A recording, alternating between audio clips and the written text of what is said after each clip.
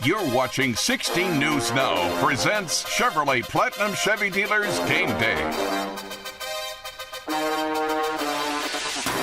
Welcome back, everyone. Well, you can't talk about Notre Dame and Purdue without taking a look back at the long history between these two teams. They go all the way back to 1896 when they played their first game against each other. Purdue came away with a 28-22 win, actually here in South Bend. Yeah, we don't have video of that game, but believe it happened. 128 years later, Notre Dame 59-26-2 all time against Purdue, with today's matchup being the 88th time these two teams have played each other.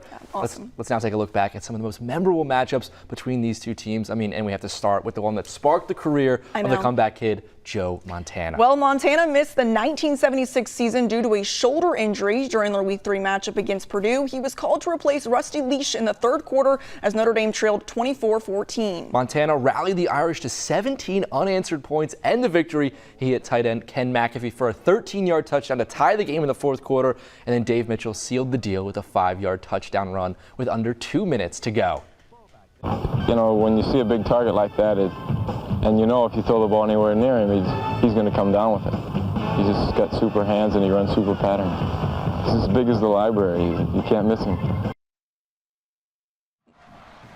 That's so awesome watching that footage. Let's fast forward to now 2007, which was the last time the Boilermakers beat Notre Dame. Purdue actually dominated that whole game, winning 33-19. Purdue quarterback Curtis Painter, who also played a couple seasons with the Indianapolis Colts, he threw for 250 yards and 2 TDs in their win. Yeah, actually, Jimmy Clausen started for the Irish, but hobbled in and out of the game there. Backup QB Evan Sharpley came in and threw for over 200 yards and 2 touchdowns, but it wasn't enough for the Irish in that game. Yeah, let's go to 2014 now, where Notre Dame and Purdue played at Lucas Oil Stadium, which was only the second time the two have actually played at a neutral site. Yeah, so Notre Dame was actually up 17-14 at half, but took over, shutting out Purdue in the second half. Everett Golson, the then QB for the Irish, threw for over 250 yards, 2 touchdowns, while adding over 50 yards on the ground and a touchdown. And some great uniforms there for the Notre Dame, by the way. 2021 was the last time these two teams played. Notre Dame dominated. They won 27-13. Now Los Angeles Rams running back Kyron Williams led the way for the Irish. He ran for 90 yards with a touchdown and also added 40 yards receiving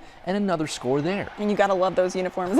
Jack Plummer led the way for the Boilermakers. He threw for almost 200 yards and a touchdown before current Las Vegas Raiders QB Aiden O'Connell took over in the fourth quarter but threw for 100 yards and 2 interceptions. It's some great history there. Oh, definitely. Let's turn things